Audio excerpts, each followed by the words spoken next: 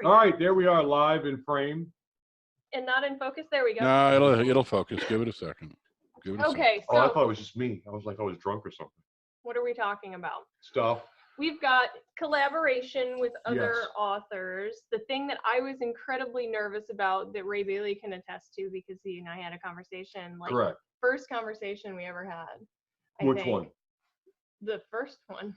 How many first ones are there? I don't know. He I started forget. asking all of these questions about what I was working on, and I was like, Yes. I was like, I don't know if I want to tell about what I'm working on. I mean, I'm a very suspicious person anyway, but I mean, like, let's start there, right? And we'll get into the collaboration thing afterwards. Let's get into things like intellectual property, We but now before it is. are getting people to start watching. So hello, everybody. People are Hi. just starting to join us. Those of you who did not hear it yet, we are now broadcasting at 32 platforms live as we speak using the Troublemaker Indie channel. So welcome. This will also be available as the podcast normally is tomorrow evening. Sunday, the 29th. The 29th. Aside from that, welcome to our live show. So you get to see all the crap in the background with our technical difficulties and everything else. And now we're going to start doing real stuff. And Yep. so if you missed the bullshittery, ooh, that's a new one. Bullshittery. Good. If you missed the bullshittery, Hi, then next Donna. week you need to come and attend before 8 so that you can see the bullshittery Yes, we do. live. Because if He- you're watching this recording, sorry, you lose. He left again. Turn the camera aim it to your right a little, because when he's not in all the way, but his chair is kind of there. Hi, Donna. Hi, Ashley. Donna and Ashley are on. Ashley Greathouse has a podcast, and Donna Kelly Co is Yes. a super fan. Now we can see the chat windows. We just But want. we I can't recognize chat. those We're names gonna now. How do weird. the actual podcast now, Ray. Let's Yes, go. ma'am. I know we're podcasting. There we go. We're just saying hi. So, Okay. go ahead. So let's start with the whole author code thing, right? The bro code. The bro code, right? That's right. The bro code. The author How would that go? Like bros before hoes. Would that whips be before adjectives chicks? before nouns? Or would that whips before chips? There you go. Whips before chicks. Self-denial before self-loathing. There you go. That's the author code. Oh man. Yeah. No. I personally, let's start with an anecdote. I was crazy nervous about the first time I talked to an author about work that I was currently doing, where the author in question, You talk to authors? That is so cool. occasionally, where the author in question was like, what's going on with this exact thing in your work? I was like, gee, Ray, I don't think I want to tell you that. She totally did. It was Ray, Cool. and I was like, ugh. I wasn't even really very subtle about it. I don't No. think. I was pretty much like, She was mean. I wasn't nice. She was mean. But the reason is because I was nervous. I was like, I don't know this guy. Yeah, he's an author, but like, I have this stuff and it's not published. It's just ideas. It's mine. So what do you Yes. do? What do you do with that? Implied copyright in the United States is very, very strong. If you write something down, it is immediately, by implication, copywritten to you, even without it being registered or actually published. You own it, and you can take that to court, and if you can prove that you have the original file, then that you'll win damages. But when you're talking about ideas, when you're talking about, like perspective whips, when you're talking about, like outlines and stuff like that, like, I don't think that implied copyright includes No. outlines. Plus, you can change things if you just give somebody an idea that they can then launch themselves. Be very careful with your ideas. Yeah. So, like, what do you think, Rob? I mean, like, how do you usually treat your baby works in progress when they're just ideas? Do you keep them like really close to the vest? Or? Nope. I document it all. And I save them in 2 or 3 different places for that very purpose. Also, it's a good idea to email them to yourself. So you have a Yep. And it's there's a timestamp that's available on any document. I don't care what platform it comes from.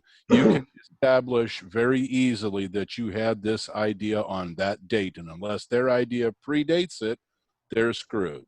Right, So that is but why I do lots and lots of them, outlines Slippery included. slope, yeah. yeah, but see, I mean, like, it's really not that easy. Like, let's say I have an idea for a protagonist decides to build a single person canoe out of banana leaves and go down the Amazon River. And somebody goes, "Oh It's man, very generic. that's a really cool idea. I'm gonna make that protagonist a dude, and I'm gonna write that book." And you don't have anything really written down except, banana leaf canoe in the Amazon. If you have it written down electronically, it counts. That's what I'm trying to tell you. Your Yeah, no, I concept, understand, but because here's the differential. What you don't have to do is roll out a shit ton of disclaimers or claims, mhm. and that because the timestamp Right. is everything that you need. Because if at the end of it, if it's not perfectly wonderfully evident, then it moves then to intent and arguability, which is still on your side because of the precedent by timestamp. You can establish a date, and if they stole that idea, it becomes an argument. It's a he said, she said. We hear it everyone. We used to hear it a lot in the 70s and the 80s in the music industry. There was a pissing contest between Foghat and Aerosmith because of their two songs were almost identical. And then they Oh, I had to remember go to that. court to say, you didn't write it, and neither did I. This guy wrote it in 1954, so bite me. But there was an argument as to who could claim that progression of chords and notes, and as it turns out, none of them could. Neither of them could, and they had to go home. There was no case. But you're going to a different place when you're talking about something that lives inside your head. This is the well of creativity. This is the place that no one can invade. However, it's not something that you can timestamp either. Mhm. So Nice. with that in mind, to me, I don't want the fist fight with someone, but I have to remember there are things that we do.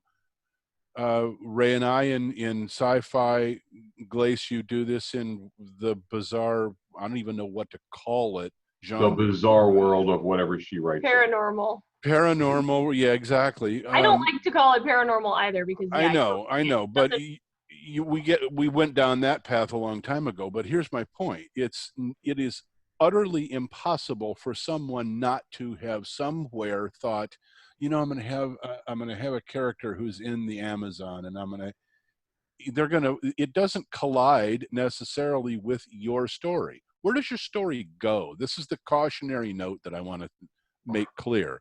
Your guy in his rubber canoe, I'm sorry, rubber leaf, or what did you call it? It was some banana leaf banana canoe. So he made a canoe out of banana leaves, which is okay. I don't even know how the hell he did that, but okay, if he did, okay. But somebody else's canoe guy going down the Amazon, there is no possibility that they're going to be able to duplicate your storyline. It's the From that basic idea. But it's also the Exactly. same where you have to remember, if you write down an idea that you're writing a story about a child and his dog, don't try to copyright fight that, because that's not going to work. Correct. Story ideas have to be fairly a little more specific than that, and certain key changes will change the story, which means that a copyright suit would not be applicable. So it's really on a feel at that point. And really, I would consult a lawyer. But yeah, keep your ideas. If you've got a well fleshed out idea, you know what? You can share a general idea of it or a general concept, but don't like hand somebody a copy of your whip if it's not published. Not that they'd be able to use it, but that's usually a pretty good rule of thumb. So that's an interesting segue to Glaze's idea for the topic today. And if I'm cautious about handing anything over to anyone. I don't mind discussing in general terms. Handing them a whip, work in progress, ain't For gonna those of happen. us who are not on the inside, WIP, whip, work in progress. Never going to hand anyone a work in progress. Not even going to hand them an outline. I can talk about it all I want. In desperate conditions, I can rely on the timestamp. But with that paranoia and Glace's earlier mentioned suspicion, what happens when someone says, we should collaborate. I think we could marry these two stories together and have a killer. And right now, Glace is going up yours, pal. I'm not going anywhere near that. Which is, I've never been approached to do a collaborative work. So what I'm speaking from supposition and ignorance. I got asked to ghost a book once and ran away screaming. No, yeah, don't. That's a whole ghostwriting We thing. were talking about that earlier too. Yeah. I mean, So, which is kind of a bizarre cousin to where we're going with this. It is. But ghostwriting is definitely a bizarre cousin. We get into some irrational, weird author bizarre eccentricities where collaborative efforts are concerned, particularly by someone you don't know. Is there a differentiation if you know somebody really well?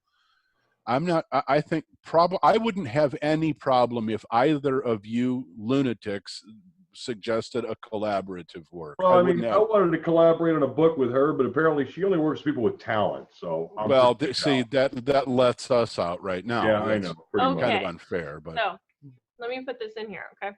Go ahead. I actually do collaborate with somebody. I know you're sitting over there going, but it's in a different way. So I'm going to put this in here, and then I want to go back to the whole actually writing together thing. I have someone else's work in my work. Every single one of my books starts with a poem. And it's an excerpt from a poem. It's written by a friend of mine named Leishan Veris. He has a poem in the beginning of every single one of my books. He will have a poem in the beginning of every single one of the books from here until the Clockmaker series is done. Not the other ones, but within the Clockmaker. Yeah. That's absolutely. not collaborative, though. That's works made for hire. It's kind of a little bit work for hire, I guess. It is. That's all it can be. You like that stuff and you incorporate it, and good for you, good for him. But that's not the same thing as let's get together and create a poem. Well, see, that's where we're going with this, and that's why I bring it up, because for Hawthorne, I actually gave him the outline of the idea of the book verbally. I was like, okay, this is kind of what the whole thing is about. Like, can you do something for that? And he was like, made for hire. Kind of, yeah. I don't pay him for his work. Well, I mean, I'm using the term colloquially. I don't mean that there's money exchanging hands, but when you're getting a piece of part of somebody's stuff to incorporate into yours, that's an existing finite bit that goes into your work. That's not the same thing as collaborating. Ray has a question from Lua Powell. Lua Powell texted us a question. Yeah, she asks on the Pache book, what about beta readers and critique partners? Would you trust them with your whip? And that's a very good question. That's an excellent question. Beta readers aren't necessarily authors. I mean, and you're asking that's kind of the thing, is that with an author, you're kind of worried about them perhaps. The concern there is that they're going to hork your work. Now, most of the time, your beta readers are probably getting a copy of your book when it's mostly finished. That means you've written it. You have an electronically signed copy somewhere with a date on it. So I'm not worried about them taking your book. I mean, at that point, you're asking them for opinions on your work. Yeah. Usually your beta readers are trusted, either people you know or people you develop relationships with who are part of a group. Critique partners are the same thing. These aren't strangers. These are people you know. And again, you're handing out either pieces or a story that you have fleshed out. Well, I mean, you and I hand work back and forth. Yes. I'll write something and, be like, what do you think about this? He'll do something and he'll be like, what do you think about this scene? And the reason is because we know that each of us is going to be honest. Yeah, of course. Each other. Rob, you and I have done the same thing. Yes, we have. Some of my stuff, I've read some of your stuff. Same thing. It's like that whole be gentle, but give it to me straight. Correct. Right. It's a value. Now, so remember, though, when we do that, that's valuable as hell, going both directions.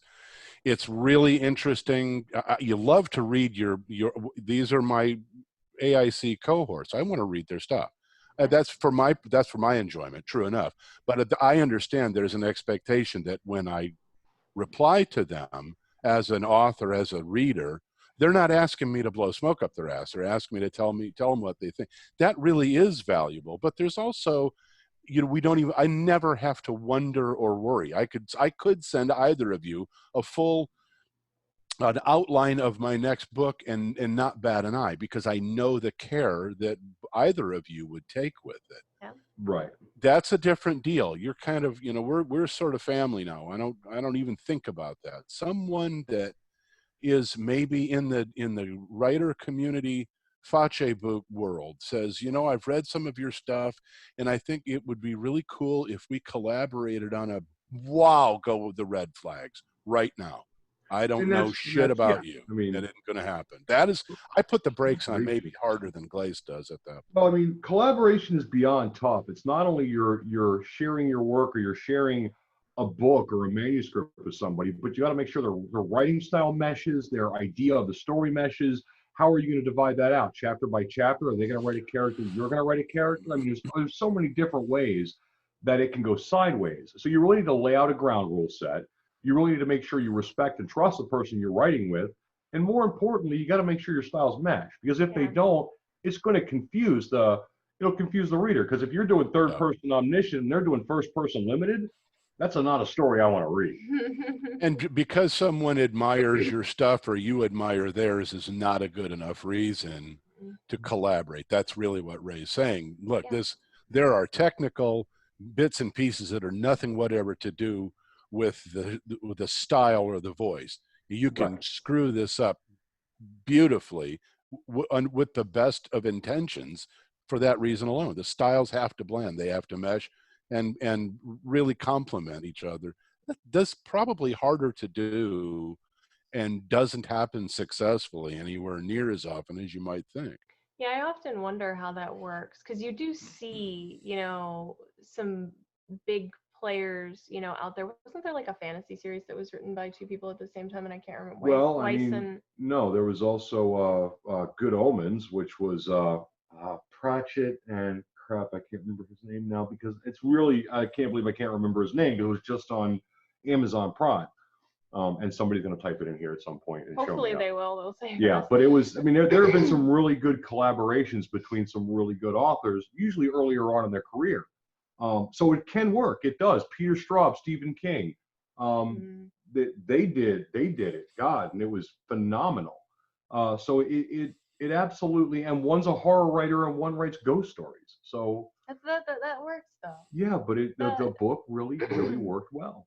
The point being is there is collaborations. If you find somebody that you respect and you like their writing, you can collaborate with them. It can be fun. It can take an idea and send it into the stratosphere. Because remember, we all pigeonhole on our ideas. We rabbit hole on what if this and what if this. Now it's somebody else with a whole new set of ideas. Your story can completely change, and not necessarily badly. I So had there is someone, real benefit to it. I had an interesting conversation with a person who's read everything I ever wrote. Very flattering. It's very nice to hear.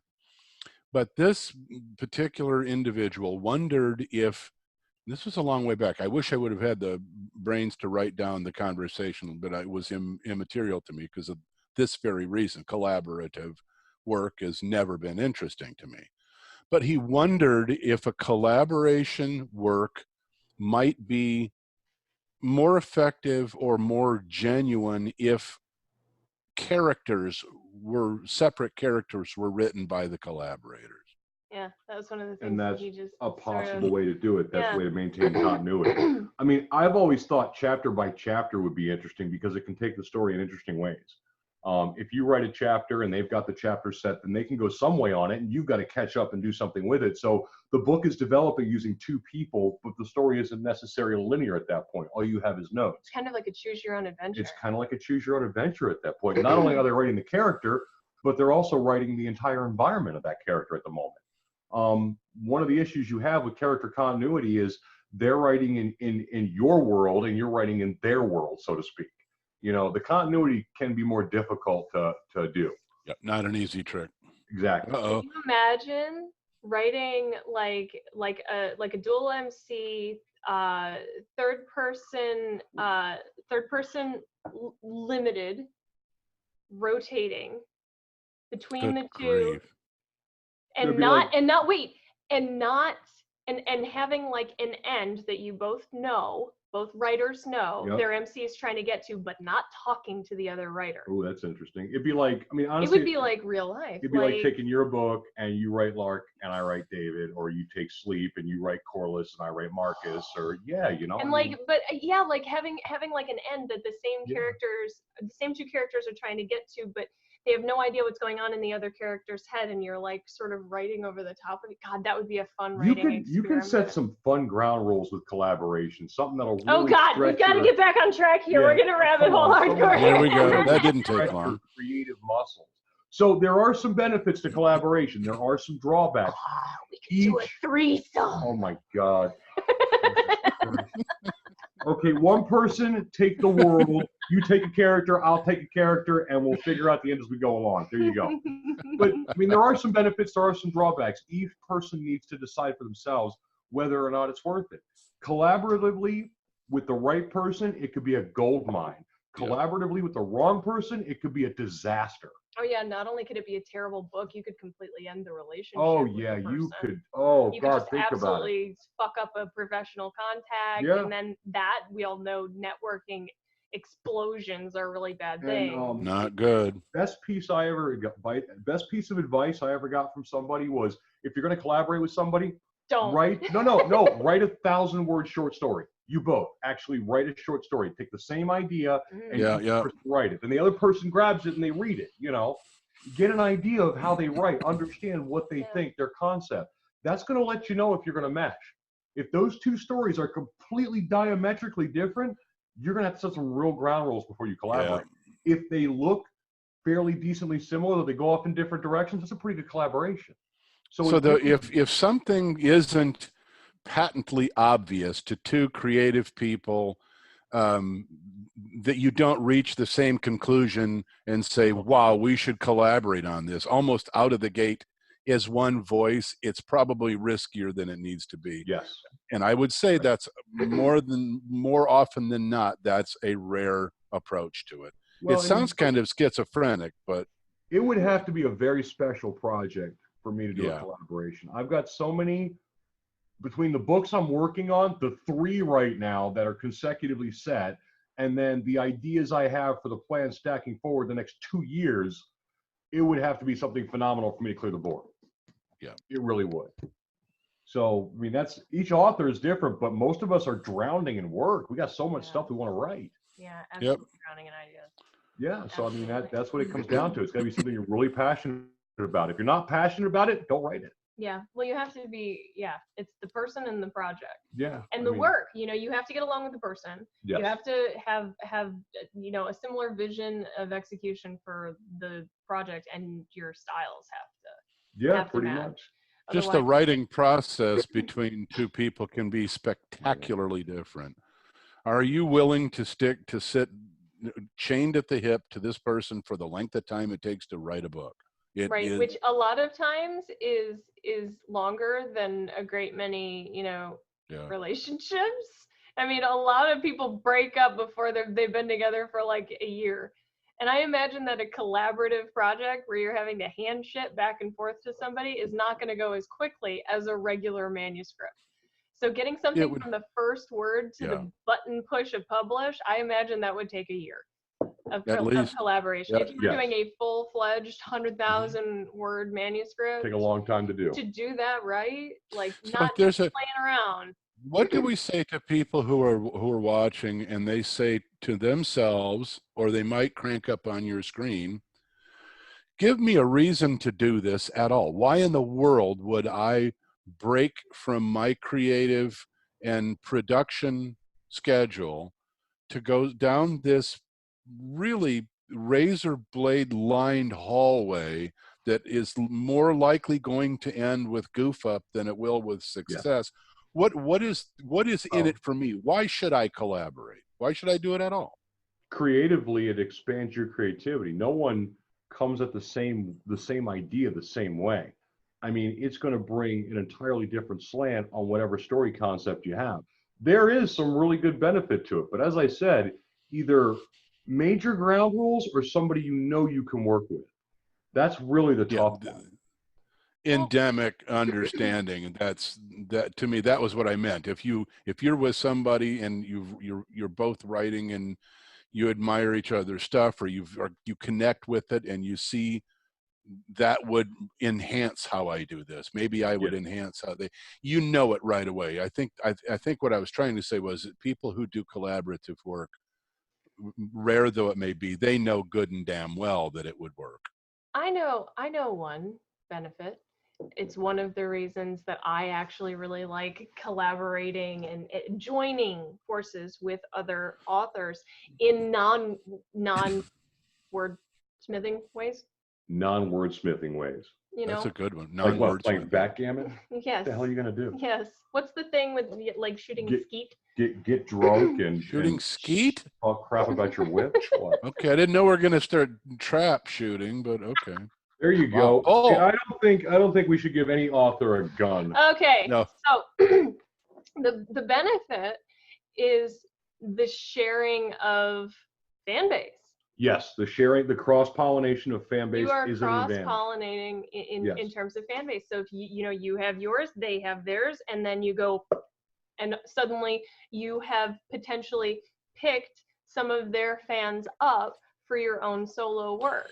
So this sounds like some kind of bizarre Renaissance gig to me. There's the Medicis and the Ratbagios, and they've been at war for a long time. And so what do? We go get one kid from one family, one kid from another, and we force them into a marriage, and that ends the wars.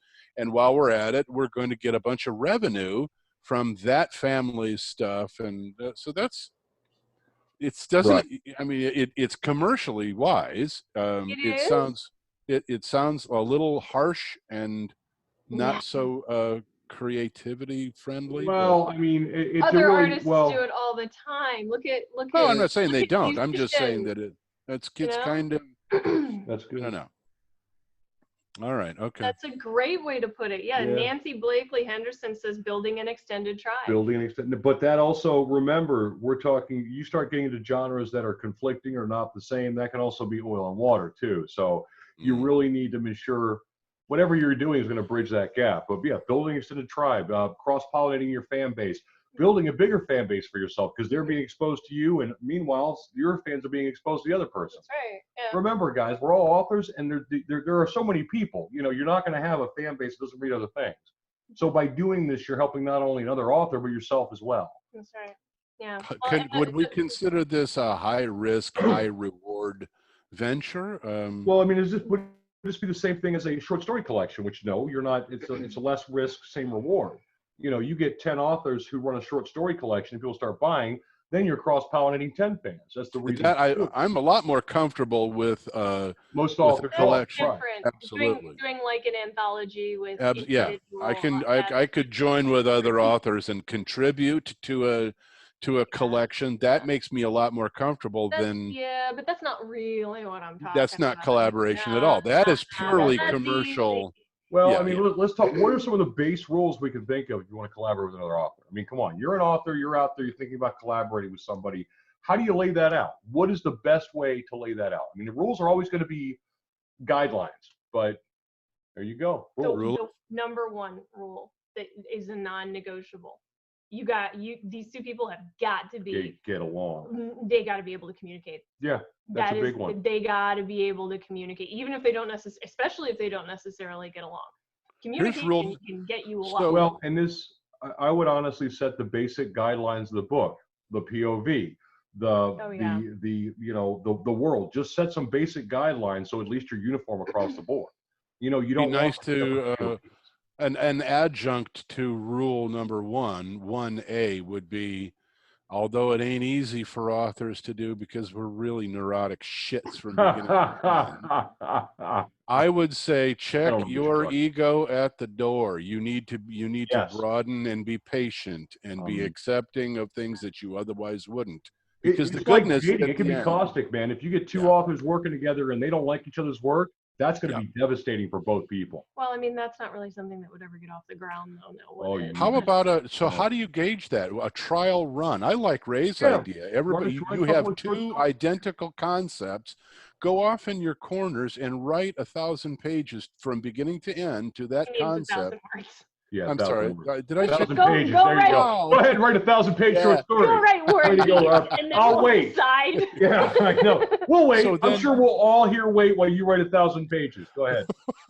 And go. Now you have two images that couldn't be more disparate. They may be complementary. You're going to know right away. You're going to get an idea if you. That's a really good idea. If you're considering collaborating, or if someone asks for a collaborative effort, that is a great place to start. It establishes the voice. How different is the voice? Are they complementary, or do they collide? That's a good point. More importantly, one of the biggest tests you do by that is you're giving them a story. You're giving somebody an idea and going, make this work. The same thing you would do in collaboration. It's easy to make your own stuff work. You've thought about it. You spent years doing it in your head, playing it out. No, we're going to take an idea that we're giving you right now, and you got to write a short story about it. Writer prompt. Can you actually deliver? Can you write something that you are unfamiliar with? Can you write something that's not necessarily your idea? These are big deals. Yeah, this is exactly what you do when you collaborate. Yeah, you don't know. Now there's a good. The good news is that most of us who run into the buzzsaw, otherwise called an editor. Oh yes. We have to do a little bit of the. I mean, we're already predisposed to this. And to be fair, you know how much I hate editors. I hate them all. Not as much as I hate. I don't hate them as much as I hate agents. True, but there are times when I'll get something back from an editor, and I look and go, "Shit, I like that better," and I don't fight it. When it's better, it's better. That's look for the benefit to change. Don't assume that it's shit because you didn't think of it. Somebody else thought of it. It might be better. Look with open ears and open mind. That helps in collaborating. That would be an essential to me. Yes, in collaborating, that would be an absolute essential. It's like that little guy who's sticking out of the other guy's stomach from Total Recall. Total Recall, Open yeah. Your Cohagen. Yeah. Cohagen. But yeah, honestly, I mean, that's what it comes down to. Come up with a base set of ground rules you can work with somebody in. Dictate the POV, some basic information. Decide how you're going to work together. You're working on this character, or you're working on this chapter, or you're working on this piece of the story. You know, there's all kinds of ways you can work together. You two need to come together and feel that out. Yep. But as long as you can work together, you can communicate, you like each other's work, and that fan base is going to be advantageous. Even if the fan base isn't, it might be fun just for the other three. You're going to have fun. Sidebar to that, and another rule. Oh, sidebar and a rule. A fun, you know, we've talked about doing like the switching POVs and like this person does this or like blah, blah, blah, blah. Wouldn't it be fun, like if you had somebody who is like really, really strong at doing the sequence of storytelling sort of thing, and somebody else that was a lot more measured and like good at sort of like the artistic prose sort of stuff, having one person go, this is how things goes, da da da da da da da da, and then having the other person come back in and like fill things out. So the first person comes in, frames and hangs the drywall, and the second person comes in and paints. Okay, that may be a way to do it. I mean, that's one way. Director actor sort of a relationship. Yes, absolutely. You get the story laid out, and then you get the playwright and the actor. That's what it is. Yeah, the playwright and the actor. This is what you're supposed to do. So and I'm going to interpret it now. That lends itself to Ray's original thought that there is benefit. There's gold here when this stuff works. And so it answers my horrible question, because I was shit disturbing, as you know. There is reason to do this. That's the point. Sure, why not? So, my other rule. How many rules do you have? We 500 rules. There's a book over here about I'm gonna forget it.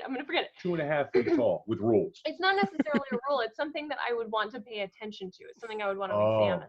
Okay, guideline. Yeah, it's more of a guideline than a guideline than a rule. Anyway, damn it, you're gonna make me forget. Shit, What else do we burn besides witches? Whoa, witches! Whoa, witches! A great gravy. Wood! Very small pebbles. They're small rocks! All I got better. right. How do you know she is a witch? All right. Sorry. God, that, Guideline, go ahead. It's not my nose, it's a false one. Help, help. It comes to the violence inherent in the system. Go ahead. Okay, go ahead. oh, there's some lovely Before filth we- down before here. we actually quote the entire movie. Yeah, let's that's finish it. up. Go. Stop right now. Glaze, get back to your, come on. Yeah, What was your guideline. guideline? To it. Okay. I would want to examine, look at with careful purpose where you are in terms of your career in relationship to the other person.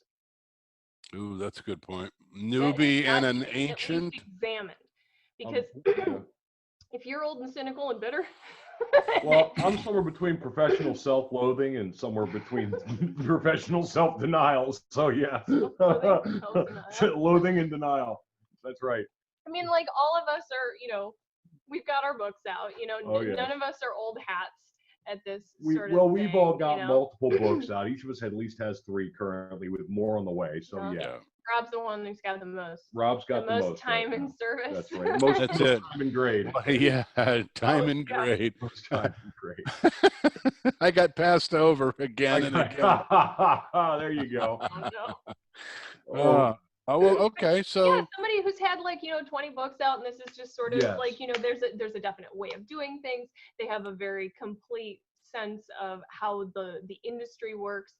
Is probably not going to mesh well unless they're a certain type of personality, of course, with it almost, someone who is Oh, a you're right. virgin, Somebody who's a virgin. you don't want to artificially introduce a superior inferior relationship. No, I mean, come on, That that's too, true. yeah. Because if you've got established author with multiple books out who is building his own fan base, and you've got a guy who's brand new, that's not really. I mean, come on, that's kind of Yeah. off, isn't it? I mean, that's not really. One person's getting a lot out of it, the other person's almost getting nothing at that point. Yeah, You're basically investing in that first author's future. agreed. That's the plan right there, literally. Okay. I Well, don't know. Glace's rules are okay so far. The hell with it. I'll stipulate. Yeah, I forgot what my other one was. something Ah, about you had a thumb rule. The rule thumb was rule. always Oh, use. communication and, That's right. and auditing where you are in your Yes. career. Yeah. auditing. I like that. But Yeah, that's auditing all and- of that is under the umbrella of compatibility, Yes, which is you correct. have to test the waters to see. Yeah, how but I really mean, like, that's I'm gonna a go. firm believer that you don't actually have to like a person in order to work with them. I don't like anybody, so it works. And, you go. we work Yeah, okay. pretty much. No, you, 3 of us. I Nobody hate likes everybody. each other Yeah, here. I know. We just hate each other. professional respect and admiration can trump inside likes and dislikes to a point. If you're, if you were in a cabin in the Adirondacks and nobody would let you come down the hill until you finished the book, that might be a problem. How is that a bad But- thing? I might not ever finish the book. Yeah, just so I would. could I would stay. literally Just never hang out in the Adirondacks. I know. Yeah, I want to go to the Adirondacks and hang out too. Okay. Let's Well, go get the Lake writer.